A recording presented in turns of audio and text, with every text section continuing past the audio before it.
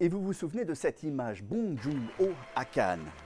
Très heureux le réalisateur, pas simplement de pouvoir embrasser Catherine Deneuve, mais aussi de recevoir une palme d'or pour son 7e film. Une palme qui part pour la première fois de l'histoire en Corée du Sud. La Corée qui fête cette année les 100 ans de son cinéma. Alors, de quoi parle ce Parasite?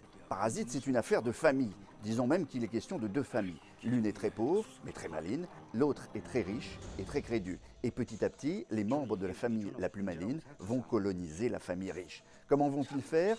L'un des enfants va donner des cours et séduire la fille du couple. Ils vont prendre les places pour l'un de chauffeur, pour l'autre d'intendante et de cuisinière. Ils vont s'infiltrer. Il y a de l'humour, de la finesse. Le réalisateur dit avoir été influencé par Claude Chabrol et Alfred Hitchcock.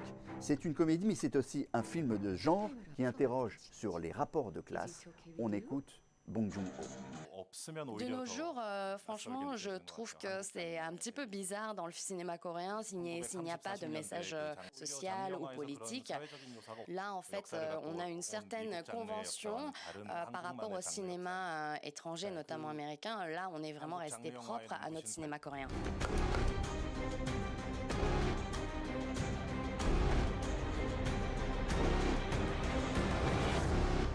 Parasite de Bong Joon-ho, Palme d'Or 2019. Est-ce qu'on aime aller voir au cinéma les palmes comme on dévore les Goncourt? Eh bien, c'est variable, ça dépend des crus. Alors ces 4 dernières années, vous allez les voir. La Palme d'Or de l'an dernier du japonais Koreda a réuni près de 800 000 spectateurs. Moi, Daniel Blake de Ken Loach, quasiment 1 million. Ce sont de très bons scores.